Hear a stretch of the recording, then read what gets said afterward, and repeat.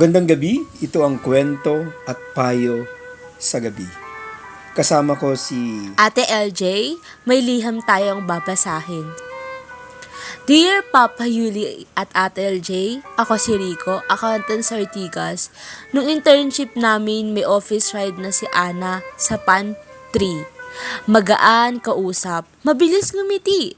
Tuwing break, nag-uusap kami sa may bintana na tanawang EDSA. Isang hapon, Papa Yuli, narinig namin sa radyo ang lumang tugtog. Sabi niya, marunong ka bang sumayaw? Sabi ko, two left feet? Tawa siya. Tapos tinuruan niya ako ng cha-cha doon mismo sa hallway. Dahan-dahan, bilang na 4, hawak sa hangin para safe sa HR, sabi niya. Simula noon, kape at sayaw ang pahinga namin. Maikling ikot bago bumalik sa encoding. Dumating ang last day ng internship, nagdala siya ng keychain na may maliit na sapatos para maalala mong may paa ka sa sayaw, biro niya. Hindi ako nakasagot ng totoong nararamdaman. Papa Yuli, lumipas ang taon, na regular ako, lumipat siya ng ship, paunti ng paunti ang salubong naming hi, isang beses, iniwan niya sa mesa ko ang note, good luck sa board, practice mo yung hakbang. Sniksik ko sa wallet, parang resibo ng damdamin.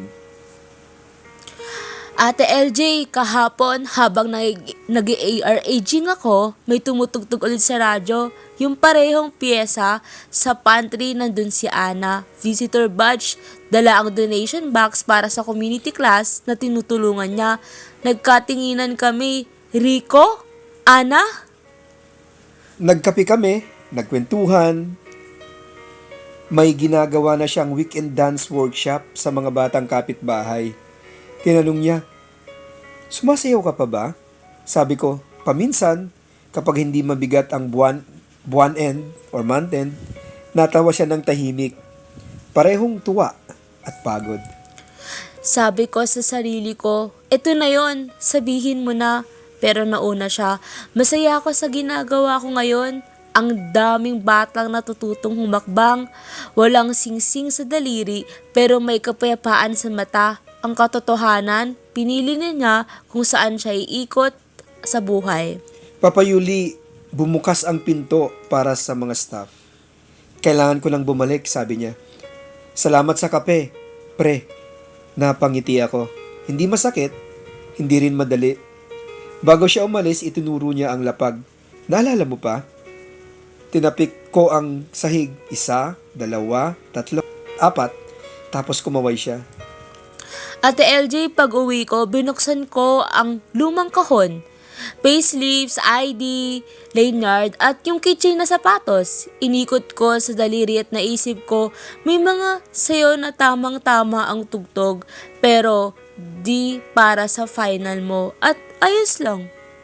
Papa Yuli, paano ko tatanggapin to? Paano ko gagawing paalala ang alaala? Hindi gapos. Rico ng Ortigas. Rico, salamat.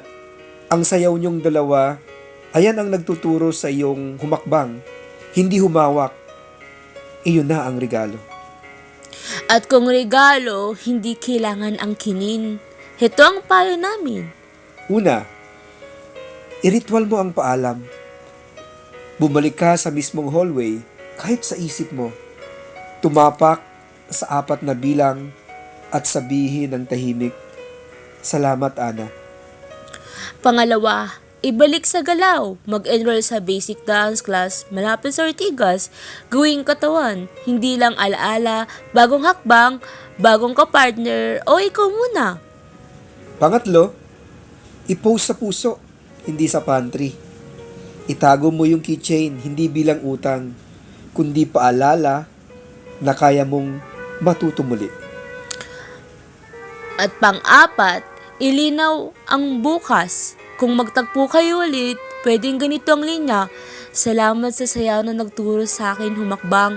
Okay na ako at handa na ring sumayaw sa bagong tugtog. At kapag natuto na ang paa, susunod ang puso. Huwag lang apurahin ng musika. Rico, hindi lahat ng sayaw may grand ending. Minsan, pinakamaganda yung tahimik na bow at bagong intro pagkatapos. Muli, ako si Papa Yuli.